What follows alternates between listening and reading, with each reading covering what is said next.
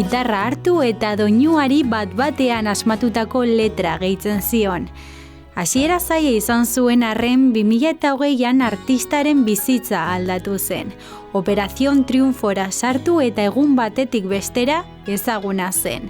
Sinapsis diskoa kaleratu zuen eta bestiek penintxula osoa zeharkatu zuten.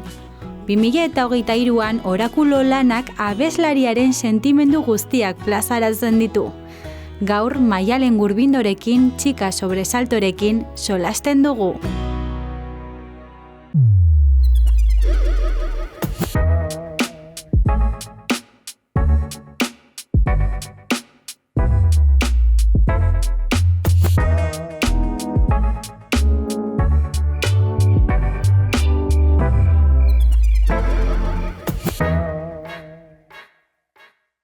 Kaixo, Maialen, zer moduz?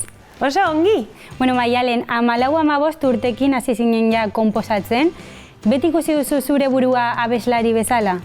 Bai, txikitatik, ez dakit zergatik, eta niretzako ez da, wow, nire ametsa, baina bai, beti gustatu izan zait, gero joan nintzen musika eskolara, eta bai, ez dakit zergatik, baina bai. Eta pentsatzen dut hasierak ez direla errazak, eta uste dut horretaz hitz egiten duela La Estrella Bestiak, ezta? Bai, txikia zarenean uste duzu dena posible dela, ikusten duzu beste emakumeen diskako kontzertuak eta pentsatzen duzu nik ere.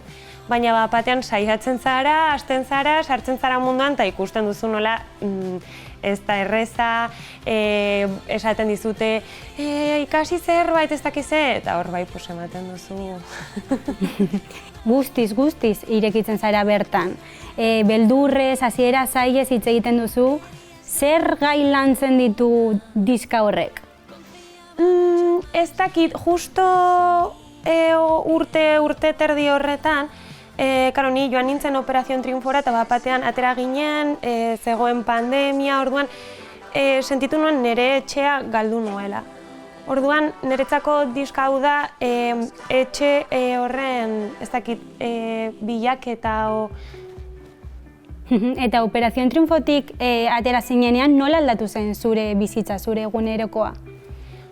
Nire egunerokoa normal, enintzen lanera joan behar, ni egiten nuen lan jantoki batean, eta batean nire egun osoa zen musikarako, idazteko, elkarrizketak egiteko, orduan poz handia, gainera batean hartu genuen furgoneta eta joan ginen banda guztia jotzera, nire lagunak, eta hori zen nire ametsa. Ni joaten nintzen bakarrik gitarrarekin ezin nuelako ordaindu. Eta batean nire bandarekin joatea jiran izan zen superpolita. Baina bestea dena bastante normal. Baina egun batetik bestera ezaguna zara. Nola bizi duzu momentu hori? Ez naiz inoiz sentitu super ezaguna. Niretzat da arraro eta badakit dagoela jendea pentsatzen duenan plan esta cosa de se le ha subido, ez dakiz eta zu ez duzu deus egin. Besteak igual ikusten zaituzte desberdin, baina ni ez dut nire burua inoiz desberdin ikusi eta egin dut berdina nire txakurrarekin eta nire gauzekin orduan. Batean norbait kaletik erraten dizu, hala, Maialen, zure musika maite dut eta super pozik, baina ezer txarra ez desberdina niretzako. Jende berdinarekin jarraitzen duzu, familiarekin, txakurrarekin, bai, ez da? Bai, orain ditut 2 txakur gainera, eta dena normal, igual nire kuadrilla ez dut hainbeste ikusten, eta bai, faltan ditut, edo hemen Iruñan beste lagun batzuk, baina, beste batzuk ere ditut Madrilen, egiara ere festako, ez dakize de fotokol eta gauzaiek ez ditudala oso gustoko. Dena errespetatzen dute eta oso guai, baina nien naiz eroso sentitzen, orduan normal. Eta familiarekin hori gaur gero joanen naiz nire amona ikustera, gaixua gainera dago pixka bat, non dago orain, agobiatu egiten da. Orduan orain joango naiz nire amona ikustera. Gauza horiek bai, pixka bat, faltan somatzen dituzu baina. Baina etortzen zara, Nafarroara, Iruñera, etortzen zara normalean edo Madrilen geratzen zara? Bai, askotan zen ere banda, hori nire lagunak hemen bizi dira, hemenen saiatzen dugu, orduan askotan etortzen naiz, txakurrak gurasoekin uzten ditut, eta joaten gara kontzertuak egitera, horrela. Baina, karo, gero Madrilen ere lanpetuta nago, orduan kostatzen zait etortzea deus egitera. Gustatuko litzaizuko lehen egiten zenuen zerbait egitea, edo faltan botatzen duzu, igual ez dakite, mendiak edo Iruñeko giroa ez dakit, zerbait? Bai, justo bi gauza horiek pilo bat, mendiak eta giroa, en plan, Nabarrerian ere kuadriarekin lurrean eserita garagardoarekin lasai-lasai, eta gero botatzen ditut faltan aurrak, ze egin nuen lan urte askoz aurrekin. Orduan hori bai somatzen dut, ematen zidatela, ez dakit erlazio bat errealitatearekin, ez dakit zer den, baina hori bai. Kosta egiten zaizu orduan errealitatera hurbiltzea edo? Bai, ze azkenean ez daukazu horrelako rutina bat, batean inguratzen zaren jendea da ere pixkat farandulakoa, eta uste dut jakin behar dela hori ez dela gehiengoaren errealitatea. Eta uste dut oso beharrezkoa dela kontziente izatea, dagoela jende pilo bat goizeko 5 altxatzen eta fabrikan sartuta edo zein gauzan sartuta. Nire familia bera eta nik bera Operación Triunfora joan baino lehen. Eta orain, errealitateaz solasten gabiltza, bala abesti hori atera duzuna orain, virtual bat da, bideo abesti, zer da? Zer da lortu nahi duzuna honekin? Ez errez, da etxean sortzen den zerbait, ez da nire etxetik atera, egin dut Bruno Alvesekin, eta eske ez da deus, diskoaren inguruan lanean zaudenean, produkzioa, sare sozialak, azkenean egiten duzu denetarik musika ezik, dena. Orduan oso beharrezkoa da niretzat estres momentu horietan musika egitea. Orduan nik entxupatzen nuen dena eta hasten nintzen improvisatzen. Eta besti horiek, deitzen diet retal, ze dira super txikiak, ez dute estribillorik, dira super arraroak. Sartzen nituen opari bezala, pre-save link horietan, opari bezala jendearentzako. Eta orain nahi izan dugu atera eta nahi izan dugu zelofan hori, abestiak inguratzen duten hori, bideoak izatea o estetika izatea ez. Egin genuen, joan ginen bazkaltzera, Xabi Anso, Santiago Ikoetxea eta ni terran genuen, a ver, ¿qué hacemos? Voy a poner super guapa, jo, a ver posible duzun. Eta egin genuen, hau baina da niretzako. Eta dantzatzea ez, mugitzea, hori da igual pixkat helburua? Bai, arraro, baina bai, eske egin dut niretzako. Eta orakuloko abesti bakoitza, taroteko karta bat da. Zergatik, mundu mistiko hori gustatzen zaizu edo? Gustatzen zait, baina ez dut gehiegi sinisten, bai eta ez. Nahiko nuke gehiago sinistea eta pila bat gustatzen zait, baina gero ere daukat buru bat bastante logika. Gustatzen zait pilo bat estetika hori. Eta aurkitu nituen kartak nire gurasoen etxean, nituen ikusten igual 18 urte nituenetik, eta hasi nintzen jokuak egiten konposatzeko momenturako. Aterako dut karta bat eta improvisatuko dut karta honen inguruan. Eta hasi nintzen horrela, eta ja bukatu genuen kartak inventatzen eta horrela.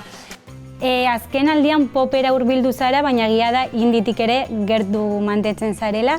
Non kokatzen da Maialen Gurbindo?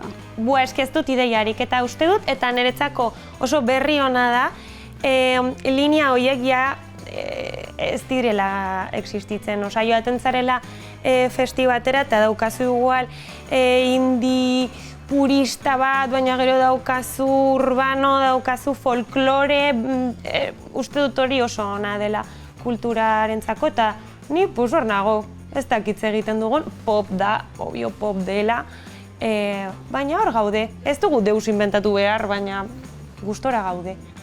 Eta kosta egiten zaizu zure buruaz eta zure sentimendu ez hitz egitea edo normal da, ondo ateratzen da? Niretzat da supernormala, naiz superplasta. emozioekin eta horrela, nire historia kontatzen, ez dakit, pixko bat egozentrika igual, baina ez zait kostatzen. Eta beti entzun zaitut esaten, txika sobresatok egiten duela Maialen Gurbindok abesten edo ausartzen ez dituen gai horiek lantzea, ezta? Baina orain, normaltasun osoz ikusten zaitut zure buruaz eta zure egunerokoaz hitz egiten. Bai, hemen gaudelako, baina igual, joaten naiz taberna batera eta jartzen didate zerbait gaizki eta ez dut deus esaten. O esertzen naiz horrela autobusean, esertzen da hemen norbait eta kostatzen zait erratea. Oie, utziko idazu ateratzen? Osa, gauza horiek, baina oso gaizki, super lotxatia, super. Orduan bapatean behar nuen beste pertsonai bat musika egiteko eta elkarrizketak egiteko ere.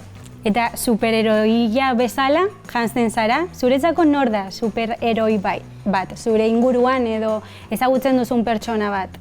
Nire ama, Marina, nire laguna Marina Lukin, baina hori, nire ama, nire amona. Eta zergatik? Nire ama, justo egon ginen atzo hitz egiten, ze nire ama dauka kriston karakter. Eta bapatean egun bat hasi nintzen pentsatzen Eterno Nostra nola ez da nire ama haserre egongo. Bere bizitza beti egonda beste baten menpe, osea, lana txikitatik hasi zen movida bat ikasten, baina arazoak izan zituen irakasle batekin, misogino bat zelako. Azkenean nire amak hori beti egonda besteen menpe, orduan nola ez da haserre egongo eta hala ere egin ditu gauza pilo bat, orduan nire superheroia nire ama. Zuk ere gauza ugari egin dituzu eta orain podcastaz hitz egin nahi dut. Triunfitaz, nola sortzen da podcast hori? Ba, nire laguna Samantarekin hitz egiten egun batean mamarratxadak egiten beti bezala. Eta zitzen, eski egin behar dugu podcast bat, Dani, bole! Eta horrela, eta batean bera hasi zen ez dakit nor deitzen, tengo kontaktos errantzian. Eta batean geneukan bilera bat, errantziguten baiet, eta flipatu genuen. Eta norekin egoten zarete, bertan podcastean, zein gonbidaturekin? Etorri da Carolina Iglesias, oso fan naizela, etorri dira Despistaus, Telmo Trenado, Bonbon Rage, oso guai da, ze etortzen da, uste dut ez daukagula preiritzirik, ez? Oso igual, influencer bat, superongi. O ez dakize gaian, trebea da norbait, superongi, Ibai Vegan ere etorri da, euskalduna dela, bai. Eta lagunarteko elkarrizketa bat da, ezta? Bai, gainera normalean ja ezagutzen ditugu aurretik, normalean, batzutan ez.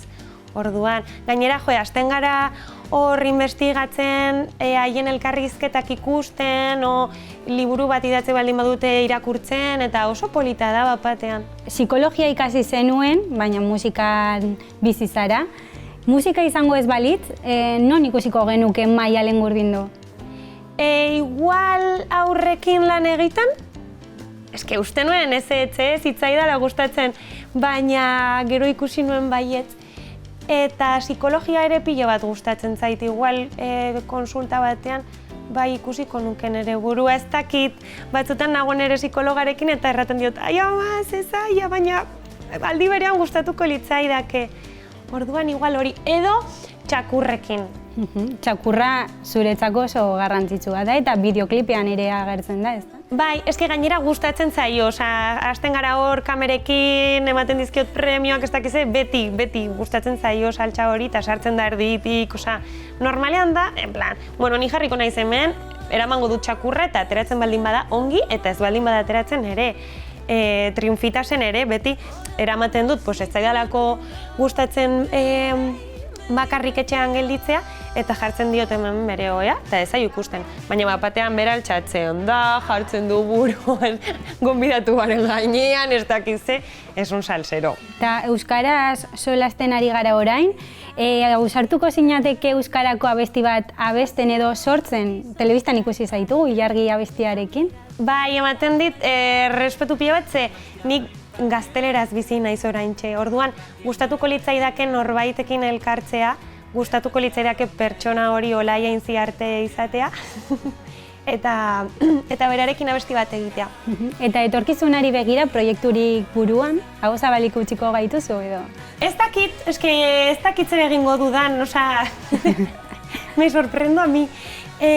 Musika eta taldearekin beti abesti hobeak egiten, saiatzen, harmonia eta piano gehiago ikasten, eta ateratzen dena, ez dakit.